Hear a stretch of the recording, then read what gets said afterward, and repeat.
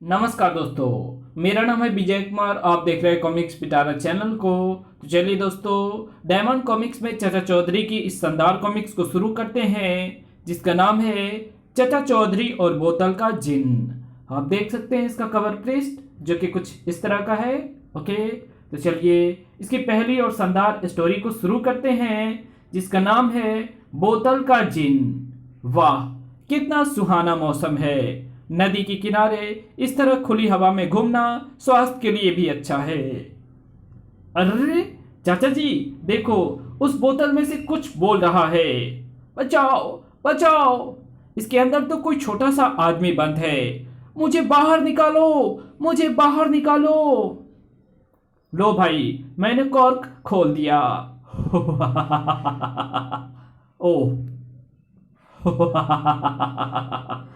ओह, तुम कौन हो? मैं जिन हूं। आपने मुझे बोतल से निकाला। आप मेरे आका हैं। क्या सेवा करूं मेरे मालिक? ओह, तो ये बात है। यार, बहुत भूख लगी है। जल्दी से हलवा पूड़ी लाओ, और साथ ही बर्फी, लड्डू और रसगुल्ले भी लेते आना। और पल भर में जिन दोनों के लिए तरह तरह के पकवान ले आया। कोई और काम दो मेरे आका। अरे भाई, पहले हमें खाना तो खा लेने दो। नहीं, मुझे बेकार बैठना अच्छा नहीं लगता। यदि मुझे जल्दी काम ना बताया तो मैं दोनों को मार दूंगा। अच्छा जाओ, उस कुत्ते की टेढ़ी पूंछ सीधी कर दो। जो हुक्म मेरे आका। अरे, इस कुत्ते की पूंछ को तो मैंने 1 मिनट में ही सीधा कर दिया है। ये क्या, छोड़ते ही ये फिर टेढ़ी हो गई। जिन कोशिश करते करते पसीने पसीने हो जाता है, लेकिन कुत्ते की पूंछ सीधी नहीं होती। आखिर हार कर मेरे आका, मुझे माफ करो, मुझसे ये काम नहीं होता। जिन क्या, दुनिया में आज तक कोई भी कुत्ते की पूंछ को सीधी नहीं कर सका। तो चलिए इसकी अगली स्टोरी शुरू करते हैं, जिसका नाम है छकाना चोरों को। सेठ कड़ोरी मल जी, आपका माल दुकान पर पहुंच गया था। कहिए कितने दाम हुए? 10,000। ये लीजिए। धन्यवाद, अब चलता हूं। सेठ की जेब में 10,000। अब तो मालामाल हो जाएंगे। उस सेठ के पास 10,000 है। अपने उस्ताद कलन को बताना चाहिए। उस्ताद, 10,000? अच्छा, हम अभी उसकी जेब साफ कर देते हैं। तभी चाचा जी, 1 मिनट रुकिए। कहिए सेठ जी, आप इतने घबराए हुए क्यों हैं? मेरी जेब में 10,000 रुपए हैं और बदमाश मेरे पीछे लगे हैं। घबराओ नहीं, जैसा मैं कहता हूं वैसा करो। ठीक है? दोनों ऊंची आवाज में। मैं शहर का सबसे बड़ा सेठ हूं। 10,000 हमेशा मेरी जेब में रहता है। अरे जा, मेरे बैग में 1 लाख अभी भी पड़े हैं। अच्छा चौधरी, मानता हूं तुम मुझसे बड़े सेठ हो। अलविदा, टाटा। उस 10,000 वाले को मारो गोली और 1 लाख वाले सेठ का बैग छीनकर भागो। वो चाचा चौधरी का पीछा करता है। बस यही मौका है। और तभी चोर चोर पकड़ो, मेरा बैग छीनकर भाग रहा है। लो उस्ताद, मैं बैग ले आया। शाबाश। आओ अब बैग खोलें और रुपए बांट लें। बैग खुलते ही, अरे इसमें तो अखबार की रद्दी भरी है। वाह चाचा जी, उन चोरों को खूब चकमा दिया। तो चलिए इसकी अगली स्टोरी शुरू करते हैं, जिसका नाम है टिकटॉक की ब्लैक। लगता है ये फिल्म शहर में नई आई है। 450 टिकट दे दो भाई। चाचा जी, क्या मोहल्ले भर को सिनेमा दिखाना है? नहीं भाई, साबू भी आएगा मेरे साथ। उसके लिए स्पेशल जगह बनानी पड़ेगी। ठीक है, ये लो। कुछ देर बाद, चल भाई साबू, तेजी से फिल्म शुरू होने वाली है। सवा वाला 10 में, सवा वाला 10 में। एक मुझे दो, मुझे भी। एक मुझे, 2 टिकट मुझे, मुझे 1 टिकट। बस एक टिकट ही बचा है। जो सबसे ज्यादा दाम लगाएगा उसी का। 20, 30, 40, 50। तभी एक हाथ ब्लैकी की तरफ बढ़ा। ब्लैक करता है? साबू, आज ब्लैक तुम्हारी वजह से शुरू हुई। 500 सीटों वाले हॉल में 450 तुम ही ले गए। अगर ये बात है तो मैं फिल्म नहीं देखूंगा। भाइयों, लो ये टिकटें। आहा, इतनी सारी टिकटें, लूट लो। वाह। चलो हम ओपन एयर थिएटर में फिल्म देखें। Open air theatre. साबू, इधर जगह खाली है। अरे फिल्म कहाँ गई? अरे ये बीच में पहाड़ कैसे आ गया? ओ लंबू, एक तरफ हट जा, पैसे वापस करो, पत्थर मारो। लो, मैं हट जाता हूँ। चलो दफा हो। ऐसा लंबा चौड़ा होना भी किस काम का कि फिल्म भी ना देख सके। तो चलिए इसकी अगली स्टोरी शुरू करते हैं, जिसका नाम है ये दुनिया। अरे तुम कई महीनों से घर में बैठे चारपाई तोड़ रहे हो, कहीं बाहर क्यों नहीं जाते? जाकर देखो कि दुनिया कितनी विचित्र है। अच्छा, जाकर देखता हूं क्या दुनिया सचमुच विचित्र है। कहो भाई मनसुख लाल, क्या हालचाल है? कुछ मत पूछो, बहुत बुरे हाल हैं, चारों तरफ धोखा ही धोखा है। अरे ये क्या, तुमने एक पांव में लाल और दूसरे में हरे रंग की जुराब पहन रखी है। अरे चाचा जी, इसी का तो रोना रो रहा था। दुकानदार ने धोखा देकर मुझे ठग लिया। कैसे? एक नहीं, दुकानदार ने बिल्कुल इसी डिजाइन की जुराबों के 2 जोड़े मुझे बेचे हैं। कमाल है, लोग अपनी अक्ल को दोष नहीं देते और दूसरे की शिकायत करते फिरते हैं। अरे ये तो सेठ कड़ोरीमल नजर आते हैं। अरे सेठ जी, इतने घबराए हुए किधर भागे जा रहे हो? अरे चाचा जी, जरा बड़ी जल्दी में हूं। आपका हजारों रुपया का बटुआ जो खो गया है वो मिला या नहीं? हाँ, वो मेरे नौकर कलवा को मिल गया था। और आपकी पत्नी का नौलखा हार जो गुम हो गया था, हाँ वो भी मेरे नौकर कलवा को पड़ा हुआ मिल गया था। तो फिर अब क्या परेशानी है? उन चीजों के साथ अब मेरा नौकर कलवा कहीं खो गया है। सचमुच दुनिया बड़ी विचित्र है। तो चलिए इसकी अगली स्टोरी शुरू करते हैं, जिसका नाम है कारों की दौड़। चाचा जी, ये खटारा कहाँ से ले आए? मेरे एक दोस्त को पैसे की सख्त जरूरत थी, इसलिए वो इसे मुझे बेच गया है। कहता था दिखने में ये खटारा जरूर है पर दौड़ती बहुत तेज है। थोड़ी दूर पर पोपट और चौखट अपनी नई कार में बैठे हैं। अरे पोपट, चाचा चौधरी की अक्ल का राज क्या है? वो है उसकी पगड़ी। जिसके सिर पर उसकी पगड़ी होगी वो इतना ही अक्लमंद होगा। तो चलो फिर आज मैं चाचा चौधरी की पगड़ी ऐंठ लेता हूँ। लेकिन वो लोगों कैसे? ये काम तुम मुझ पर छोड़ दो, मैंने बड़े बड़ों को उल्लू बनाया है। ये बुढ़ा है किस खेत की मूली। वहां पहुंचकर कहो चौधरी, कुतुब मीनार तक कारों की दौड़ हो जाए। हो जाए, लेकिन शर्त यह है कि अगर हमारी कार वहां पहले पहुंच गई तो तुम्हें अपनी पगड़ी से हाथ धोना पड़ेगा। मंजूर है, पर अगर हम वहां पहले पहुंच गए तो हम तुम्हारी पैंट कमीज ले लेंगे। ठीक है, दौड़ शुरू हो जाए। 1 2 और 3।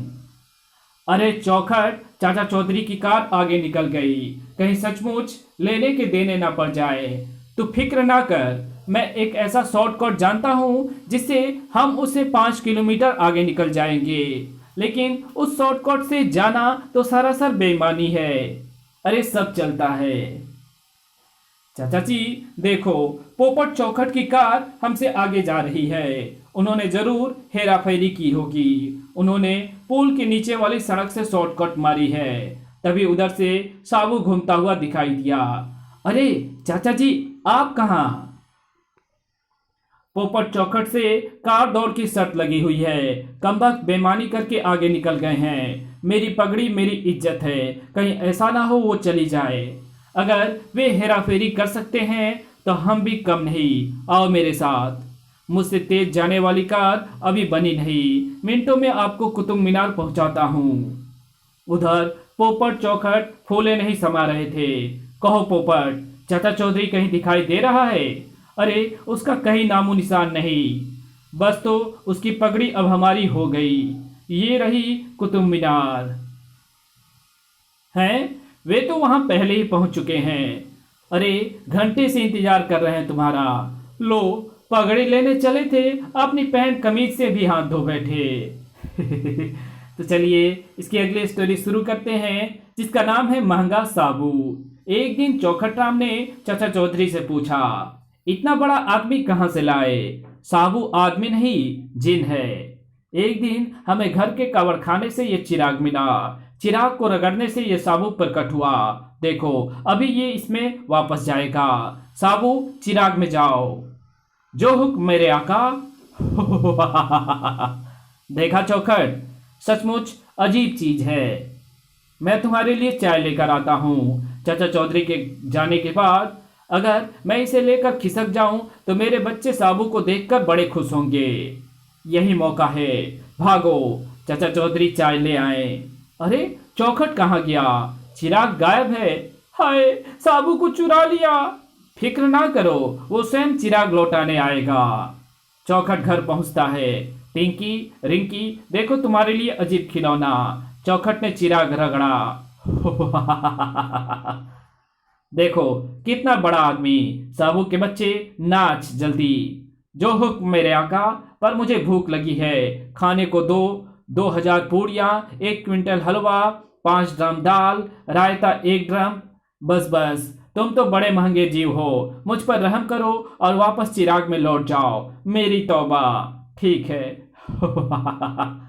चाचा जी संभालो इसे, ये तो मेरा एक दिन में ही दिवाला निकाल देगा। मुझे पता था चौखट राम तू वापस आएगा। साबू को रखना तेरे बस का नहीं है। तो चलिए इसकी अगली स्टोरी शुरू करते हैं, जिसका नाम है दुर्घटना टल गई। चाचा चौधरी के दादाजी एक बहुत बड़े जादूगर हैं। एक बार वो उनसे मिलने आए। आइए दादाजी, कैसे आना हुआ? अखबारों में पढ़ा तुम बड़े अच्छे काम कर रहे हो, सोचा तुम्हें मिल आऊं। दादाजी अगर आप थोड़ा सा जादू मंत्र मुझे भी सिखा दें तो शायद मैं समाज की अधिक सेवा कर सकूंगा। लो, इसमें कौन सी बड़ी बात है। हाथ उठाकर मेरे साथ मंत्र पढ़ो। छू मंतर हल्ला गुल्ला डूब जाए बागर बिल्ला। छू मंतर हल्ला गुल्ला डूब जाए बागर बिल्ला। और अगले ही पल, अरे चाचा जी आप इतने बड़े हो गए। ये सब मंत्र का कमाल है। अब दूसरा मंत्र बोलो। अंटी बंटी और छद्दू सिर पर मारो मोटा कद्दू। अंटी बंटी और छद्दू सिर पर मारो मोटा कद्दू। अरे चाचा जी किधर गायब हो गए? यहीं कहीं होगा। वो रहा। मंत्र पढ़ने से उसका शरीर तो इंसान का ही रहा, परंतु आत्मा एक पक्षी की हो गई है। तभी वो उड़ रहा है। चाचा चौधरी मंत्र उल्टा कर नीचे उतरता है। चाचा चौधरी मंत्र उल्टा पढ़कर नीचे उतरता है। सचमुच ये जादू तो बड़ा अच्छा है। अच्छा दादाजी आप आराम करो, तब तक हम बाहर घूम आए रेलवे लाइन के पास। तभी अचानक, चाचा जी वो देखो, पुल पर आग लगने से रेल की पटरी टूट गई है। अरे वो फ्रंटियर मेल इसी लाइन पर आ रही है। सैकड़ों लोगों की जान खतरे में है। जल्द ही कुछ करना चाहिए। चाचा चौधरी हाथ उठाकर गाड़ी की ओर दौड़ता है। गाड़ी रोको। लेकिन गाड़ी कौन रोके? ड्राइवर और फायरमैन इंजन में बेखबर बैठे ताश खेल रहे थे। अरे गाड़ी तो रुकती नजर नहीं आती। यदि वहीं पर जाकर ब्रेक ना लगाई तो गाड़ी जरूर पुल के नीचे गिर जाएगी। अब तो दादाजी के मंत्र का सहारा लेना पड़ेगा। चाचा चौधरी मंत्र पढ़ता है और उड़ता हुआ इंजन की तरफ लपकता है और इंजन के अंदर दाखिल होता है और पूरे जोर से इंजन की ब्रेक दबा देता है। अरे तुम कौन हो? ये ब्रेक क्यों दबाई?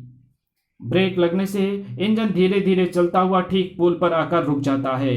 वो देखो आगे पटरी टूटी हुई है। आपने हमें बचा लिया। अब हम कभी ड्यूटी पर ताश नहीं खेलेंगे। तो चलिए इसकी अगली स्टोरी शुरू करते हैं, जिसका नाम है सर्कस। शहर के बाहर एक बड़ी सर्कस वालों ने टेंट गाड़ रखे हैं। मैनेजर के केबिन में, साहब जल्दी आओ, मैं आपको एक ऐसी अद्भुत चीज दिखाता हूं जो आपने आज तक ना देखी हो।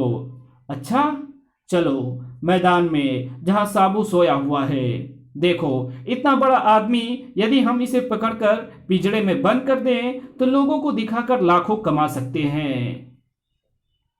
ठीक कहते हो। सर्कस के सारे आदमी को बुलाओ और एक बड़ा जाल फेंककर इस विचित्र आदमी को पकड़ लो।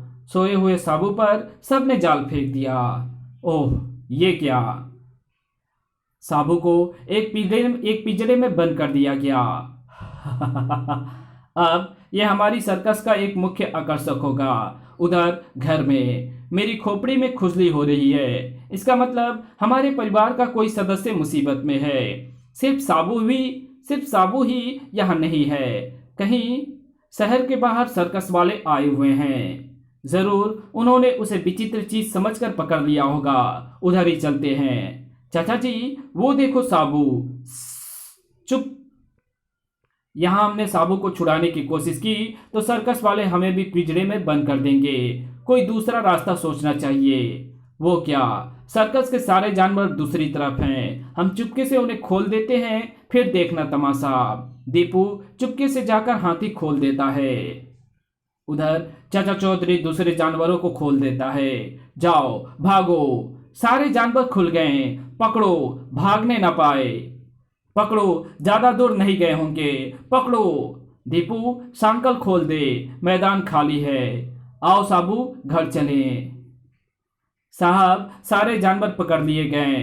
शाबाश। आओ अब उस विचित्र आदमी को देखें। अरे कहाँ गया वो? तो चलिए इसकी अगली स्टोरी शुरू करते हैं, जिसका नाम है डाकू।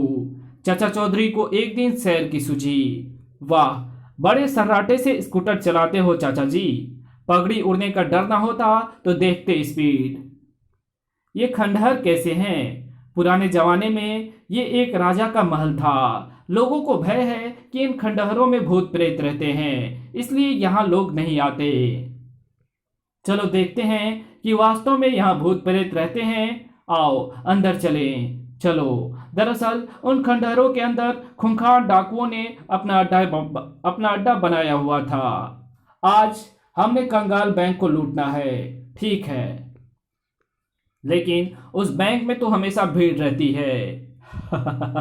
मूर्ख, हम वहां पुलिस के भेष में जाएंगे। लोग समझेंगे कि पुलिस ने छापा मारा है। चाचा चौधरी और दीपू खंडहर में आ जाते हैं। इस तरह हम बैंक का सारा रुपया लूट लेंगे। चाचा जी, कुछ आवाजें सुनी? जरूर यहाँ भूत रहते हैं।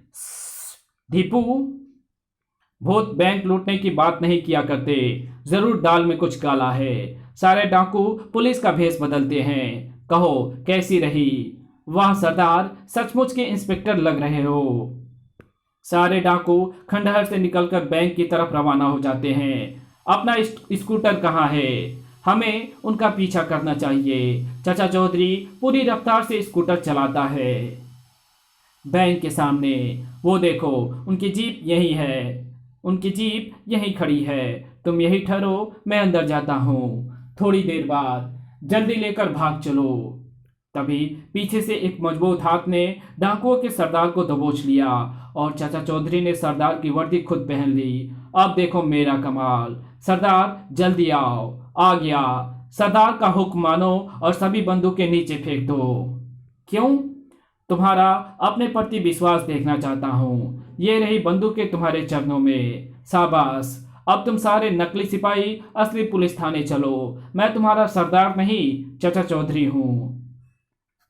तो चलिए इसकी अगली स्टोरी शुरू करते हैं, जिसका नाम है जादूगर। शहर के बाहर एक चालाक और मक्कार जादूगर रहता था। ये लोग अकेले इधर से गुजर रहे हैं। डरियल जादूगर छड़ी घुमाता है, बन जाओ बकरी, और वे लोग बकरी बन जाते हैं। इसके संदूक काफी भारी हैं, काफी माल होगा इनमें, और इन बकरियों को अपने अहाते में छोड़ दूंगा। एक व्यक्ति ये सब देख रहा था। अरे बाप रे, इसने तो सारे परिवार को जानवर बना दिया। चाचा जी को ये बात बताता हूँ। चाचा जी, उस मक्कार जादूगर ने इस तरह कई लोगों को जानवर बनाकर लूटा है। अरे भाई, तो जाकर पुलिस थाने रिपोर्ट करो। जितने भी सिपाही उसे पकड़ने आएंगे वो अपनी जादुई छड़ी घुमाकर उनको जानवर बना देगा। अच्छी बात है, लाना जरा दीपू मेरी छड़ी, देखूं मैं ये जादूगर क्या करामात दिखाता है। ये लो, लेकिन उसकी जादुई छड़ी के आगे तुम्हारी ये मामूली छड़ी क्या करेगी? तुम देखते रहो।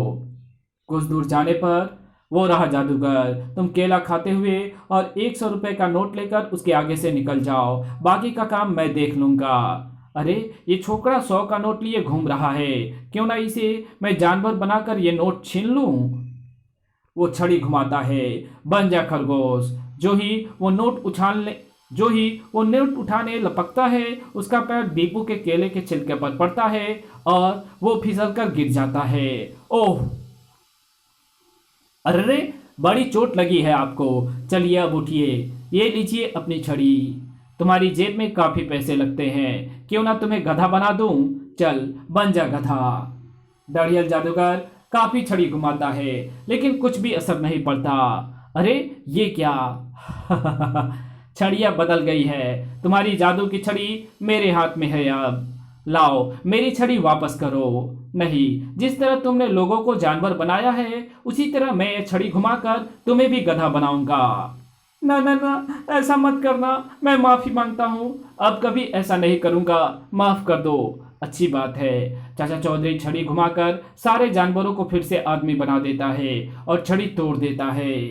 तो चलिए इसकी अगली स्टोरी शुरू करते हैं, जिसका नाम है क्रिकेट। मेरा दीपू के साथ आज क्रिकेट मैच है, इसलिए स्पेशल बल्ला बनवाया है। लेकिन कद्दू भाई, मुझे तो ये साधारण बल्ले की तरह ही लगता है। बल्ले को चीरकर स्प्रिंग फिट कर दिए हैं। जब मैं गेंद को इस बल्ले से हिट करूंगा तो गेंद दुगुने वेग से जाएंगे और मेरे चौके और छक्के बनते जाएंगे।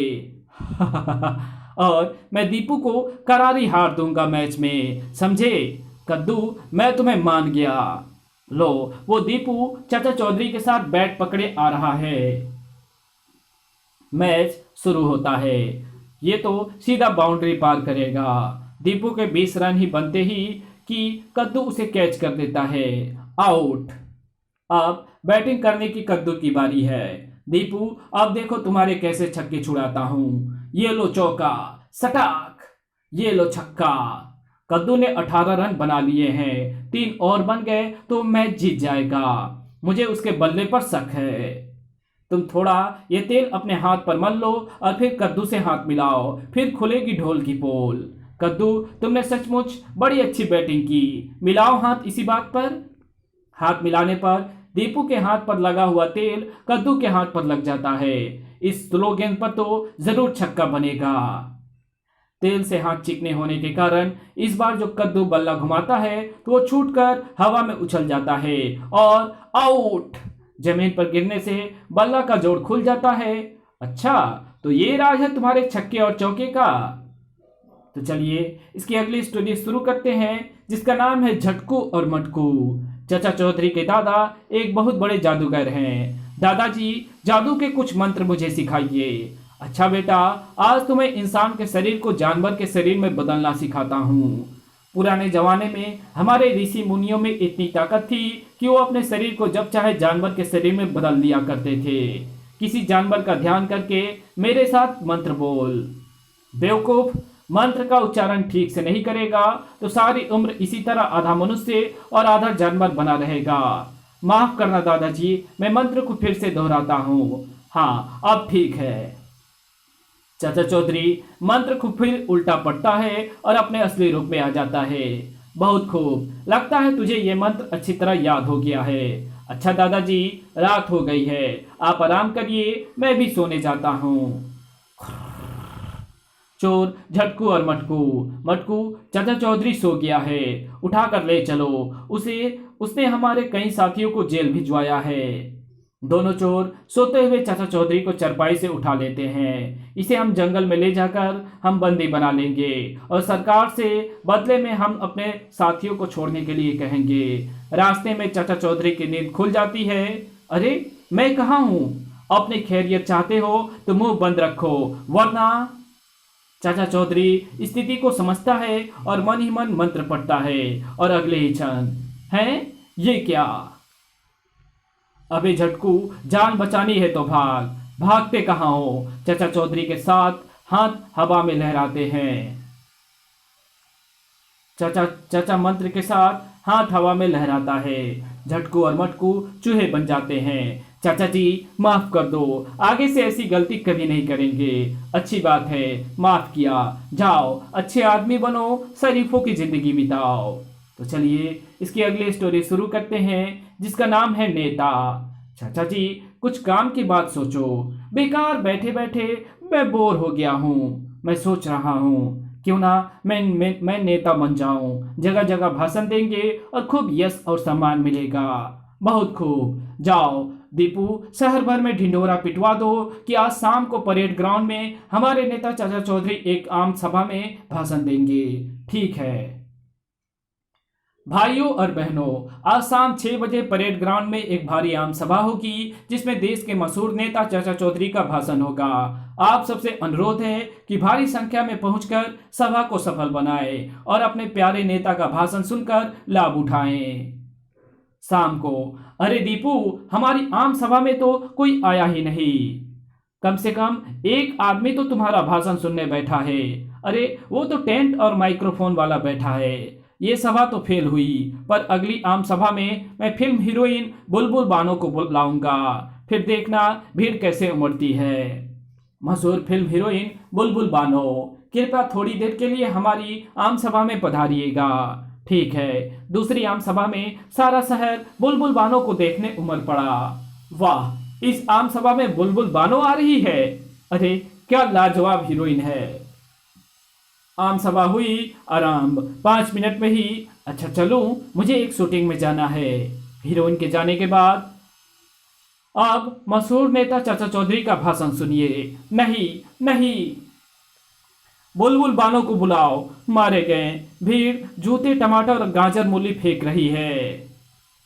दीपू, मैं इन जूते को इकट्ठा करता हूं, तो ये सब्जियां इकट्ठी कर। और चाचा चौधरी और दीपू ने उन जूते, टमाटर और मूली की सेल लगा दी। मुझे 2 किलो गाजर दो, 1 जोड़ी जूते दो, मूली, और मिनटों में ही सब कुछ बिक जाता है। नेता ना बन सके ना सही, सब्जी और जूते बेचकर काफी पैसे कमा लिए। तो चलिए इसकी अगली स्टोरी शुरू करते हैं, जिसका नाम है टीवी मैकेनिक। चाचा जी, आपने ऐसी जटिल समस्याएं जो किसी ने ना सुलझा सकी, आपकी तीक्ष्ण बुद्धि से सुलझा दी। आखिर इसका राज क्या है?